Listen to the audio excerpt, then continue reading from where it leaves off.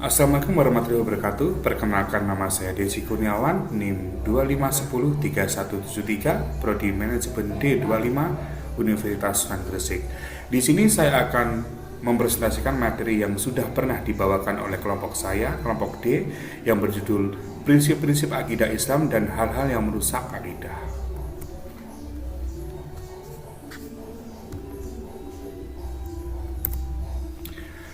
Latar belakang. Akidah Islam adalah suatu keyakinan yang kuat umat Islam khususnya kepada Sang Ilahi Allah Subhanahu wa Ta'ala, beriman kepada malaikat-malaikatnya, rasul-rasulnya, kitab-kitabnya, hari akhir, serta takdir baik dan buruk yang sudah ditetapkannya.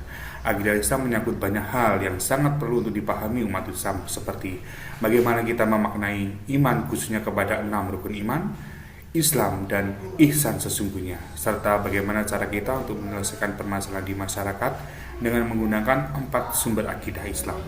Untuk itu, saya menyusun makalah presentasi ini dengan harapan agar hal-hal mengenai akidah Islam yang kurang dipahami umat Islam khususnya para pembaca dan dimengerti kembali dengan mudah dan dapat diterapkan dalam kehidupan di masyarakat. Pengertian akidah. Untuk pengertian akidah secara bahasa etimologi berasal dari kata-kata Arab yang bermakna ikatan, kepercayaan atau keyakinan yang kuat, mengokohkan, menetapkan, dan mengikat dengan kuat. Sedangkan menurut istilah terminologi, akidah adalah iman yang teguh dan pasti, tanpa ada keraguan sedikitpun. Akidah Islamiyah secara spesifik adalah keimanan yang teguh dan pasti kepada Allah Subhanahu wa Ta'ala, meliputi kewajiban, tauhid dan ketaatan, serta beriman kepada malaikat-malaikatnya, rasul-rasulnya, kitab-kitabnya, hari akhir, takdir baik dan buruk, dan mengimami seluruh prinsip agama, ushuluddin,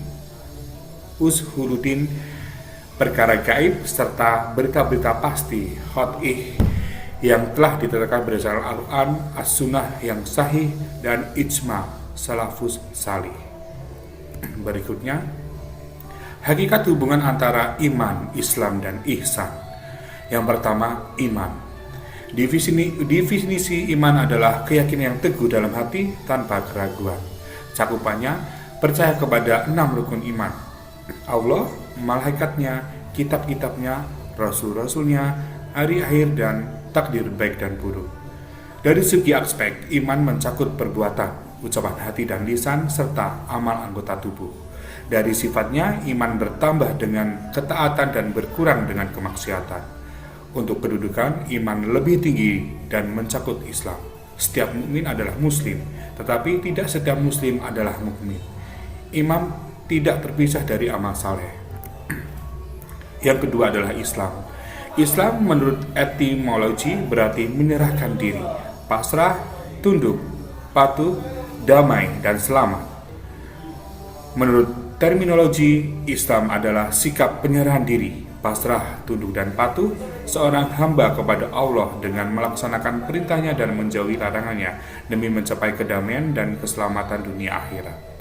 Menurut rukunnya, Islam terdiri dari 5 hal. Yang pertama syahadat, kedua sholat, ketiga zakat, keempat puasa, dan kelima haji bagi yang mampu.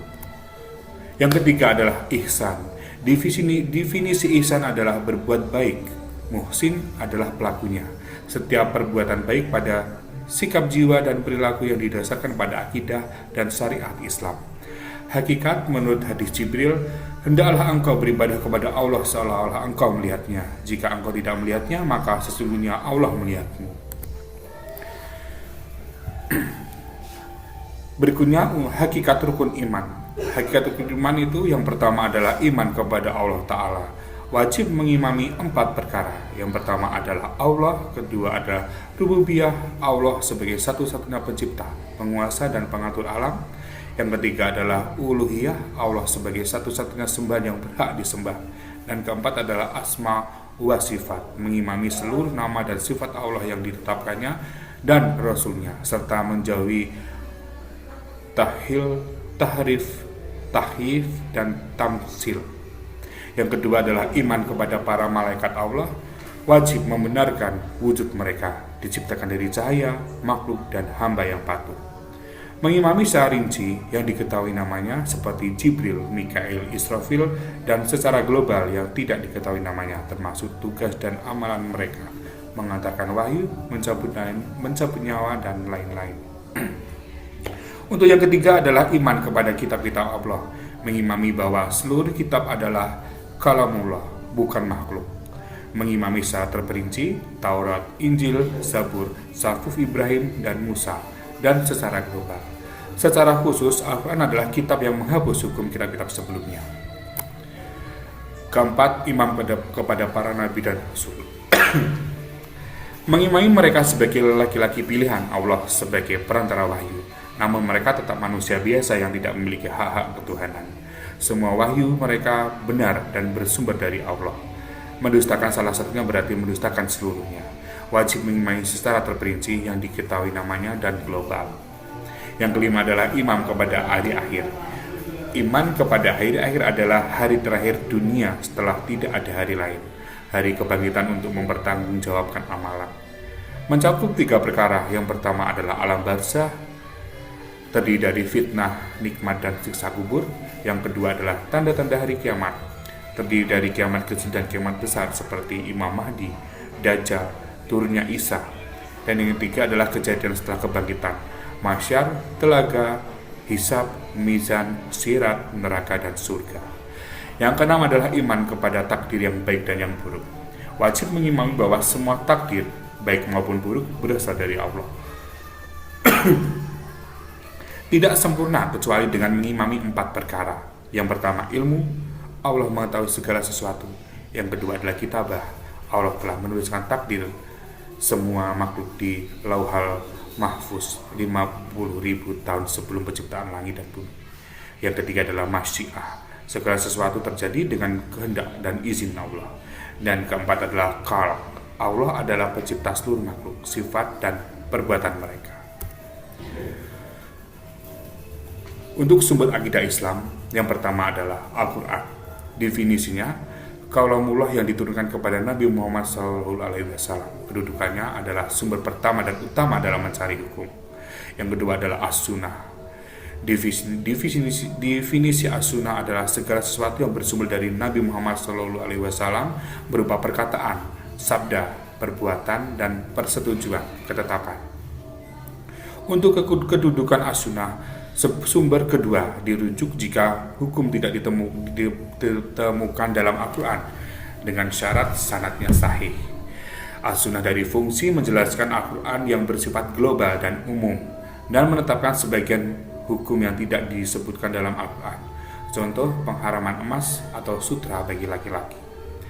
Sumber akidah Islam yang ketiga adalah ijma. Definisi ijma adalah kesepakatan seluruh ulama mujtahid dari umat Nabi Muhammad SAW pada suatu generasi atas suatu hukum syar'i.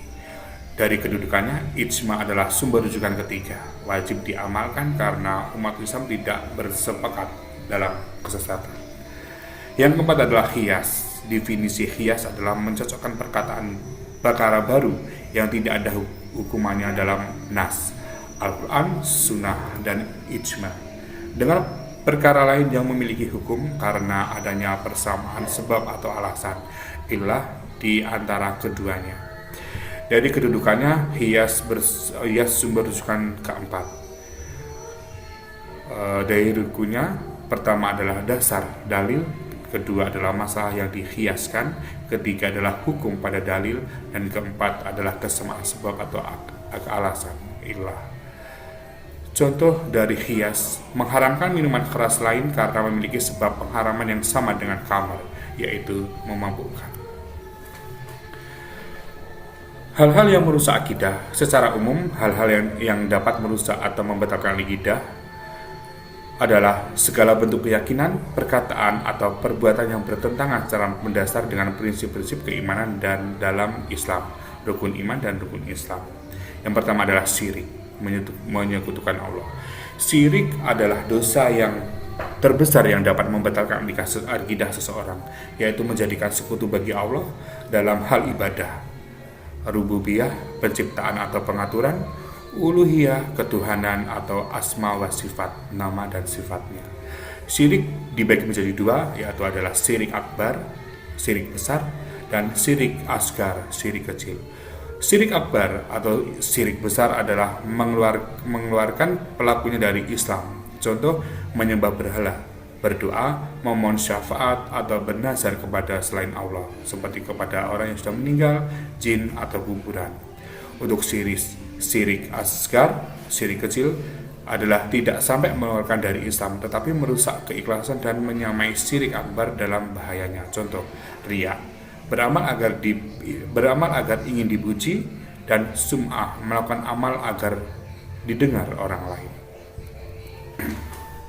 Yang kedua adalah kufur, mengingkari kebenaran.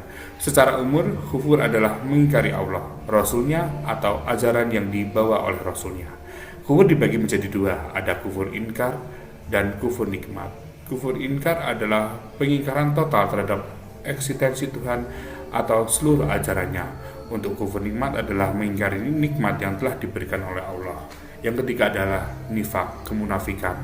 Nifak dibagi menjadi dua, ada nifak akbar, keyakinan, dan nifak asgar, amal.